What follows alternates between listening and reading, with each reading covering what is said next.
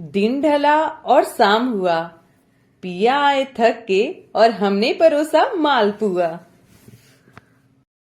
तो आप भी अपने पिया के लिए इस बार होली में इस रबड़ी मालपुआ की रेसिपी को जरूर बनाइएगा।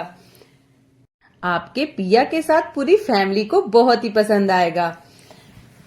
तो आज लोटस विनस किचन में हम बनाने जा रहे हैं रबड़ी मालपुआ रेसिपी, और इसे मैंने बहुत ही आसान तरीके से बनाया है, जिससे कि आप भी इस आसान सी रेसिपी को इस होली एंजॉय करें। तो चलिए देर किस बात की, फटाफट बनाना स्टार्ट करते हैं। तो रबड़ी मालपुआ बनाने के लिए हमें लेना है कढ़ाई। तो अगर आप लोहे की कढ़ाई इस्तेमाल कर रहे हैं तो वो बेस्ट है, क्योंकि हमें उसमें दूध को भूनना है। तो यहाँ मैंने 1 लीटर पैकेट का दूध लिया है। आप चाहें तो पैकेट की जगह भैंस का या फिर गाय के दूध भी ले सकते हैं। तो दूध को हमें रबड़ी जैसा बनाना है। इसमें थोड़ा टाइम लगता है, लेकिन आप चाहें तो इसे मीडियम फ्लेम पर करके आप और भी काम किचन का कर सकते हैं, क्योंकि इसे लगातार चलाने की कोई जरूरत नहीं है। तो यहाँ रबड़ी बनकर तैयार हो चुका है। अब हमें इसे ठंडा कर लेना है, और यहाँ हमने लिया एक कटोरी, जिसमें से हमें 2 से 3 चम्मच रबड़ी बचाकर अलग कर लेना है। और अब हमें लेना है मैदा। तो यहाँ मैंने छोटी कटोरी मैदा लिया है, जिसे हमें रबड़ी में मिक्स कर लेना है। और मिक्स करने के बाद हमें लेना है दूध। तो यहाँ मैंने 1 कटोरी लगभग दूध लिया है। इसे हम तो दूध के साथ हमें मैदे को अच्छे से फेंटना है। मैदे में लम्स ना रहें, इसीलिए इस प्रोसेस को कम से कम हमें 10 मिनट तक करना है। और अगर हम ज्यादा देर तक मैदे को नहीं फेंटेंगे तो हमारे मालपुए फूलेंगे नहीं। तो इसलिए हमें इसे अच्छे से फेंटना है। और फिर हमें मिक्स करना है सौंफ। तो यहाँ मैंने पीसा हुआ 1 चम्मच सौंफ लिया है। इसके साथ ही हम इसमें आधा छोटा चम्मच इलायची पाउडर ऐड करेंगे। इससे मालपुआ का टेस्ट बहुत ही अच्छा लगेगा। तो अब हमें इसे भी अच्छे से मिला लेना है। और आप देख सकते हैं कि ये एकदम परफेक्ट तैयार हो चुका है।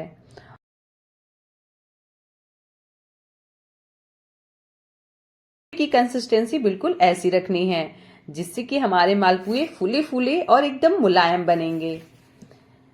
तो चलिए अब हम चाशनी बना लेते हैं। तो यहाँ मैंने 1 कटोरी चीनी लिया है, और जिस कटोरी से हमें चीनी लेना है, सेम उसी कटोरी से मैंने इसमें 1 कटोरी पानी ऐड किया है। तो ध्यान रखना है कि चाशनी के लिए हमें चीनी और पानी बराबर मात्रा में रखना है। तो चाशनी में हमें ऐड करना है केसर के धागे, जिससे कि मालपुए का कलर भी बहुत अच्छा आता है और स्वाद भी। तो यहाँ चाशनी पक रही है, और इसे हमें सिर्फ चिपचिपा रखना है, जैसे कि हम गुलाब जामुन का चाशनी बनाते हैं, बिल्कुल वैसा ही। इसमें हमें 1 तार या 2 तार नहीं रखना है। तो यहाँ चाशनी भी रेडी हो चुका है। चलिए अब देर किस बात की, फटाफट मालपुए बना लेते हैं। तो यहाँ मैंने मालपुए बनाने के लिए घी लिया है। आप चाहें तो घी की जगह रिफाइंड ऑयल भी ले सकते हैं, लेकिन मालपुए घी में बहुत ही ज्यादा स्वादिष्ट लगते हैं। तो यहाँ हमें घी को बहुत ज्यादा गर्म नहीं रखना है, हल्का गर्म रखना है। और फिर हमें लेना है इस तरीके का कलछी, और इससे हमें बैटर को एक जगह गिराना है। तो ये आप देख सकते हैं कि ये राउंड शेप में बन चुके हैं। अब हमें इसे लो फ्लेम पर पकाना है। तो मालपुए आप चाहें तो छोटे भी बना सकते हैं या फिर बड़े, जैसे आपको पसंद आए। तो इस स्टेज पे हमें करछी बिल्कुल नहीं लगाना है, नहीं तो मालपुए फट जाएंगे। तो आप देख सकते हैं कि ये धीरे धीरे फूलने लगे हैं। अब हमें किसी स्पून से या फिर करछी से बस हल्का हल्का तेल या घी डालना है, और जब एक साइड से सिक जाए तो इसे हमें पलट देना है।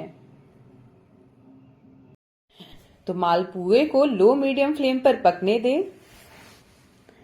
और अगर आप मालपुए को हाई फ्लेम पर पकाएंगे तो ये कच्चे रह जाएंगे, साथ में कड़े, और फिर खाने में बिल्कुल अच्छे नहीं लगेंगे। इसीलिए इसे आप आराम से पकने दें, बस बीच बीच में पलटते रहें। तो यहाँ आप देख सकते हैं कि मालपुओं का कलर कितना अच्छा आया है, बिल्कुल सुनहरे रंग में ये कितने अच्छे लग रहे हैं। तो अब हमें इसे निकाल देना है क्योंकि ये अच्छे से पक चुके हैं और आप देख सकते हैं कि फूले फूले कितने सॉफ्ट बने हैं। तो अब हमें मालपुओं को चाशनी में डालना है।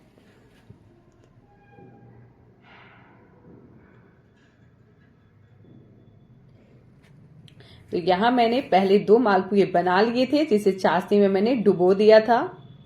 तो ध्यान रखना है चाशनी में हमें सिर्फ इसे 2 से 3 मिनट रखना है। अगर आप ज्यादा देर तक चाशनी में डुबो कर रख दिए तो ये बिल्कुल सॉफ्ट हो जाएंगे और फिर टूटने लगेंगे। तो इसीलिए इस बात का ध्यान रखना है। तो यहाँ आप देख सकते हैं कि कितना अच्छा कलर आया है और कितना सॉफ्ट बना है। तो इसी तरह आप सारे मालपुए आराम से बना सकते हैं।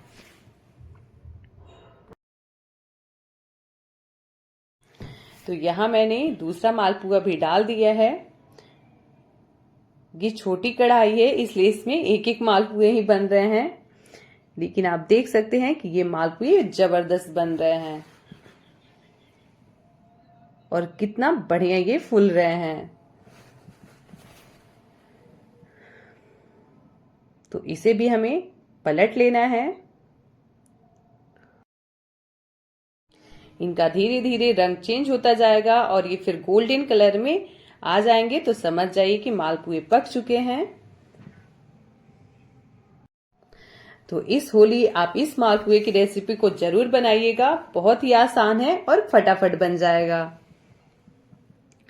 और जब भी हम मालपुए को चाशनी में डालें तो चाशनी हल्का गर्म होना चाहिए।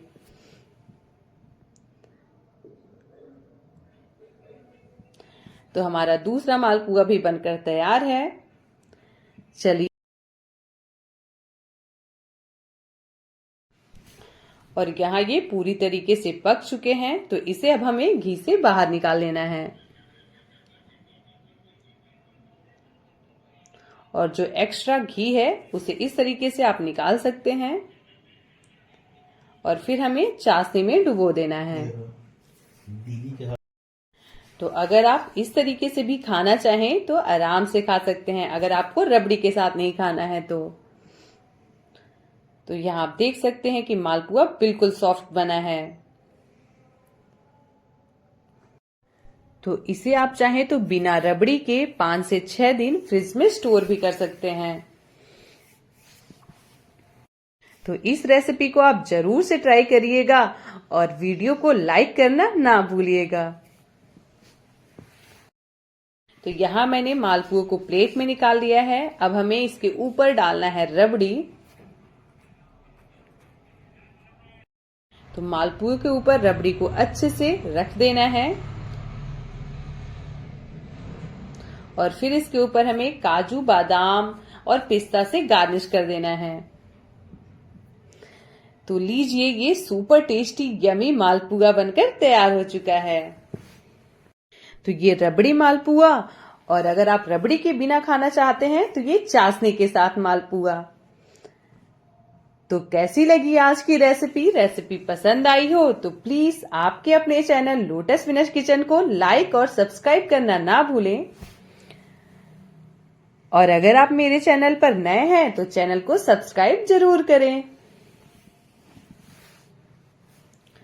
और इसे अपने फैमिली, फ्रेंड्स और अपने पिया के साथ एंजॉय करें।